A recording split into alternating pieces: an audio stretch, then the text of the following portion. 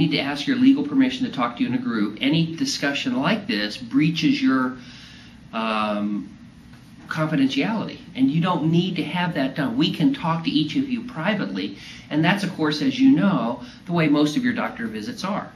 And especially about something like obesity, which is kind of a personal issue and has these overlays of your lack of exercise and your lack of commitment to good health care. You can understand why people would want potentially to keep this kind of thing private. On the other hand, we think there's a tremendous value by this group discussion this morning. We think getting to know each of your fellow surgery patients today is going to be helpful this afternoon, because you're all going to be upstairs walking around bumping into each other and say, you know, I have this pain over here. Oh yeah, I have that too. Or I notice the soup tastes bad. Well, yeah, it tastes bad to me also. And then tomorrow. So these kind of bonding things, as well as just listening into questions and answers, we think is worth the broken confidentiality. But we may not do that without your permission. So if I could, I'd like to ask for your legal permission to go ahead and talk to you in this group this morning. Yes. Yes. Thank you all very much. Well, great question, and let me see if I can repeat your question again to see if I got it right. Gee, Dr. Rutledge, you're doing this wacky surgery, but don't I really need to, or don't people really need to make a commitment to change their lives after the surgery? In other words, can't I sabotage the surgery by being a bad patient?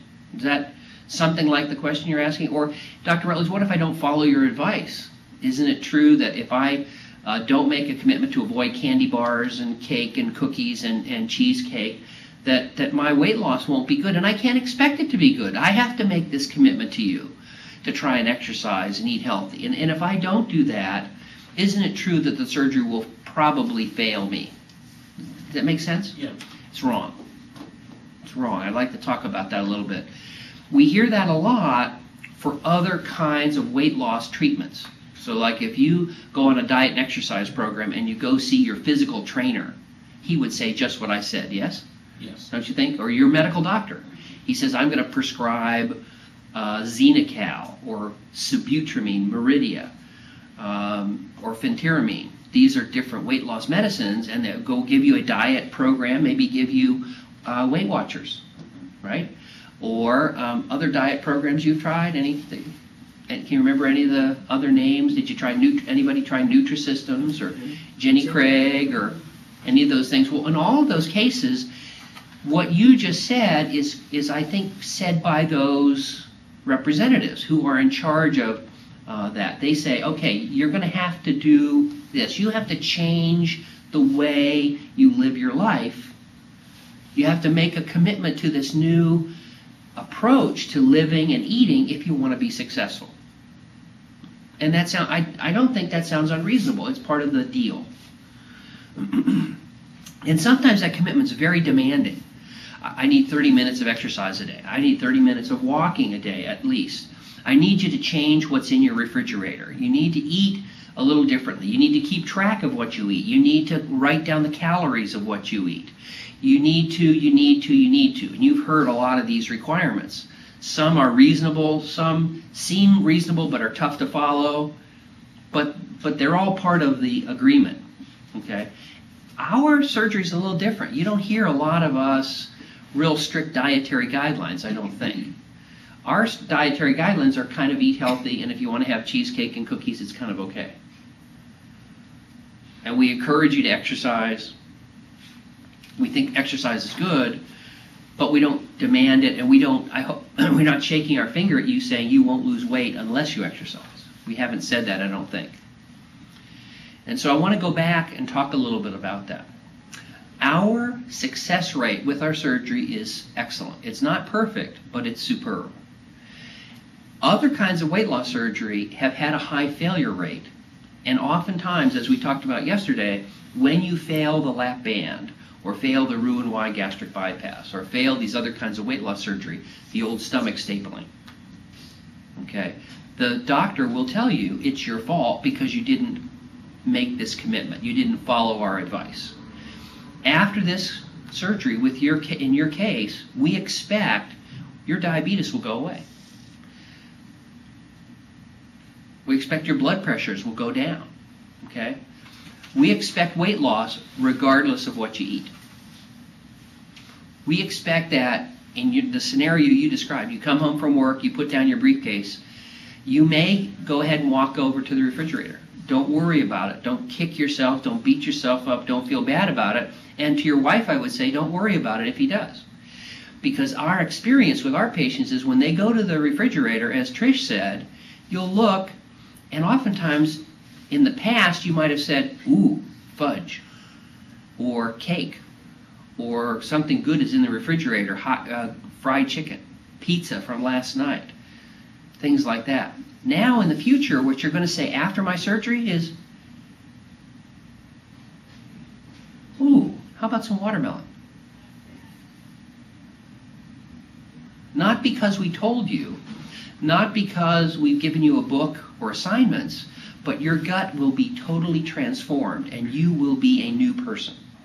If you know people who are thin, you notice, surprisingly, that these thinner people seem to, without a lot of effort, eat somewhat healthier. They eat a little bit less. They stop before the second portion.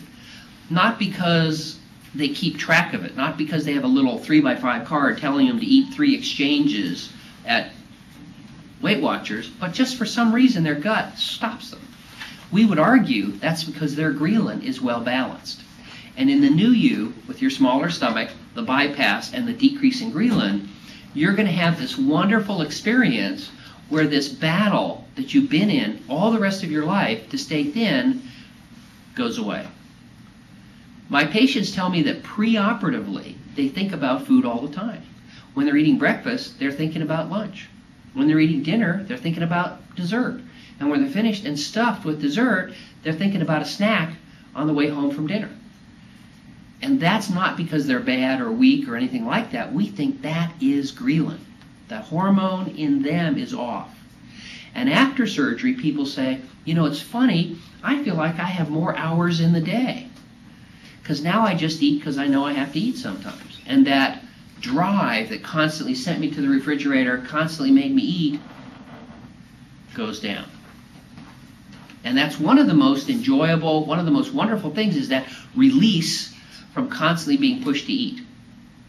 And then for your wife, for the husbands who are here, the support people who are here, you don't really need to worry about being the policeman anymore.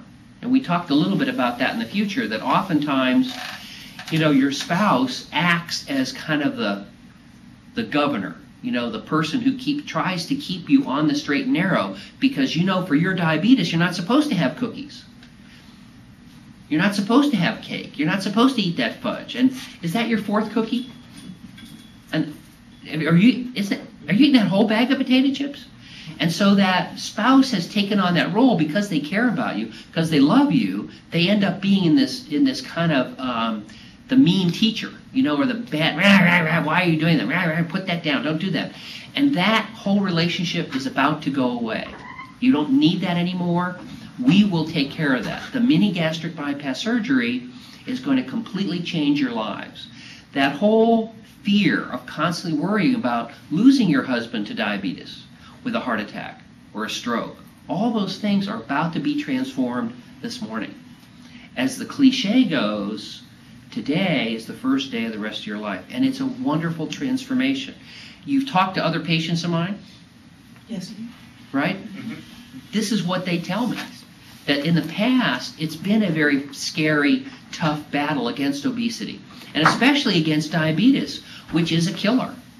Diabetes unchecked, diabetes in a patient who doesn't avoid cake and cookies and things like that, is a progressive, debilitating disease that leads to blindness and heart attack and stroke and death and amputation and kidney failure. So it's right for the spouse of a diabetic to fight like a tiger to try and protect her husband or his wife against the devastating ravages of diabetes. But today that is over.